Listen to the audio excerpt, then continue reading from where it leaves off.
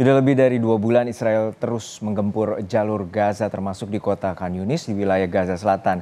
Ada 2 relawan Mercy memilih bertahan di Khan Yunis. Kita langsung berbincang dengan salah satu sukarelawan Mercy di jalur Gaza yakni Mas Fikri Rofiul Haq. Selamat siang Mas Fikri, Assalamualaikum. Semoga dalam kondisi sehat Wa- selalu. Waalaikumsalam warahmatullahi wabarakatuh. Selamat pagi, Mas, waktu Gaza. Dan memang saat ini kondisi di jalur Gaza masih terus mencekam.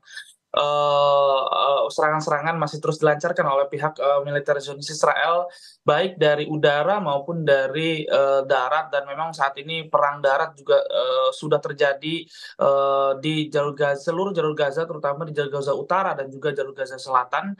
Dan untuk di jalur Gaza Selatan ini mereka menyerang serangan darat ini di kota Khan Yunis. Dan memang saat ini terjadi pertempuran yang sangat sengit antara pejuang pejuang Palestina dan juga militer Zionis Israel. Namun perlu diketahui memang sampai saat ini juga jumlah korban dari pihak Palestina, dari Kementerian Kesehatan Palestina, kurang lebih dari 20.000 warga meninggal, lebih tepatnya 19.667 dan meninggal, dan di antara mereka 8.000 anak-anak dan 6.200 adalah wanita. Dan dari jumlah tersebut 310 warga medis dan 35 dari pertahanan sipil, dan juga 97 dari kalangan jurnalis. Dan 7.000 warga masih hilang di bawah reruntuhan, dan 70% mereka adalah anak-anak dan juga perempuan, dan korban luka-luka juga sudah mencapai 52.586, dan kebanyakan mereka adalah anak-anak dan juga perempuan. Dan memang bukan hanya serangan-serangan darat, tapi serangan udara pun masih terjadi bahkan sudah meluas sampai di sekitar area tempat kami tinggal.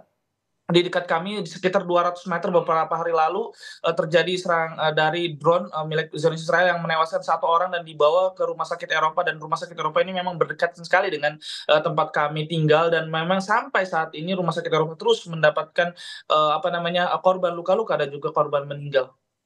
Ya, Mas Fikri, kita bersimpati atas upaya Anda yang terus berjuang dan mendampingi warga Palestina di sana di saat gempuran dari militer Israel. Dan saat ini bagaimana kondisinya terkait dengan warga? Dan kita mengetahui bahwa korban meninggal sudah mencapai 19.500 ribu lebih warga. Dan bagaimana kondisi rumah sakit dan juga bagaimana pasokan alat medis bagi warga yang terluka?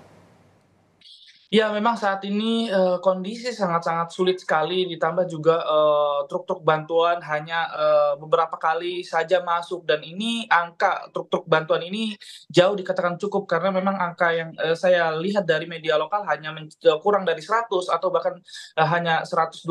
Dan ini jauh dikatakan cukup karena memang truk yang dibutuhkan untuk masuk ke jalur Gaza ini 500 sampai 1.000 truk per hari untuk membantu atau menangani bantuan-bantuan yang ada di jalur Gaza. Sehingga memang saat ini seluruh yang ada di jalur Gaza, rumah sakit yang ada di seluruh jalur Gaza mengalami krisis medis, tim medis dan juga obat-obatan. Perlu diketahui juga tim medis pun saat ini juga ditangkap, lebih dari 90 tim medis yang ada di Rumah Sakit Kamal Udwan di jalur Gaza bagian utara ditangkap oleh mereka.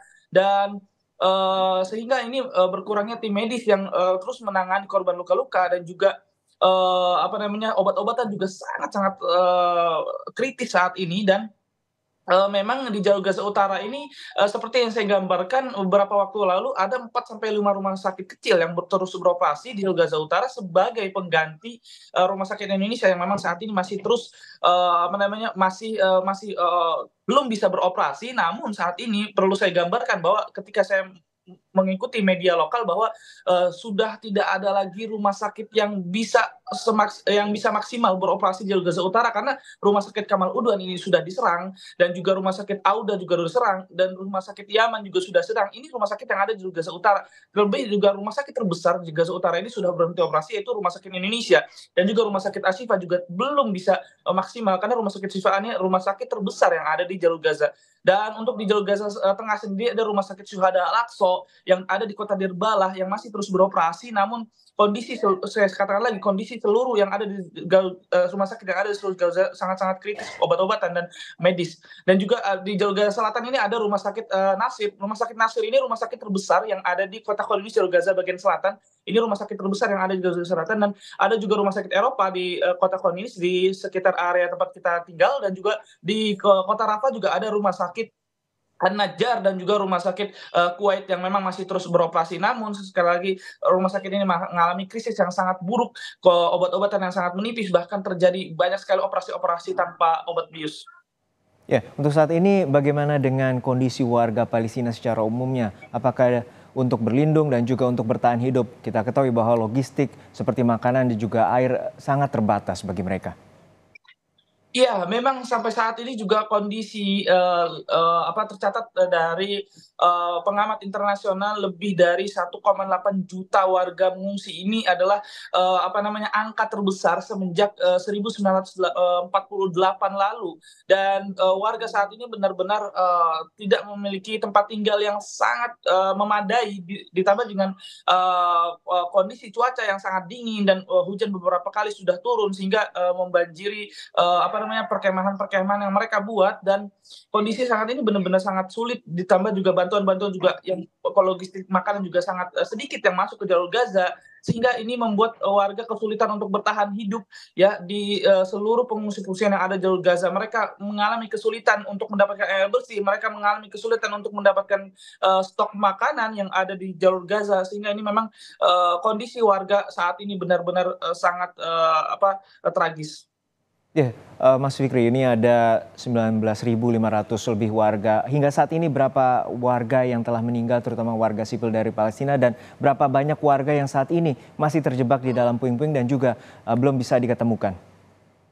Ya, seperti yang saya sampaikan di awal, saya mendapatkan update dari kantor media pemerintah Palestina pertanggal Selasa 19 Desember 2023 bahwa lebih dari 19.667 warga meninggal, di antara mereka ada 8.000 anak-anak yang 8.000 anak-anak dan juga 6.200 adalah wanita, dan untuk 310 dari tenaga medis dan 35 warga dari pertahanan sipil. Dan juga dari jurnalis juga sudah mencapai angka 97, dan korban masih di bawah runtuhan dan masih hilang mencapai 7.000 sampai 8.000 orang, dan 70% mereka adalah anak-anak, dan korban luka-luka juga sudah mencapai 52.586, dan mayoritas mereka adalah anak-anak. Dan juga sampai saat ini juga lebih dari 52.600 rumah sudah hancur total akibat pembantaian, dan juga lebih dari 254.000 rumah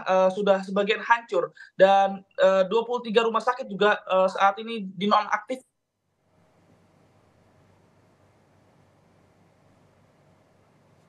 Mas Fikri? Baik, itu tadi gambaran langsung terutama dari relawan Mercy, warga negara Indonesia, Fikri Rofiul Haq, yang saat ini masih bertahan di Khan Yunis, wilayah Gaza Selatan, yang saat ini juga porak-poranda akibat serangan darat dari pasukan Israel. Dan data terakhir yang dilaporkan oleh Fikri tadi, ada sekitar 19.600 lebih warga Palestina yang telah tewas akibat serangan darat maupun serangan udara dari Israel yang telah dilancarkan sejak 2 bulan lalu. Dan saat ini tampaknya kami mengalami kendala teknis terkait dengan laporan langsung dari Gaza, Palestina.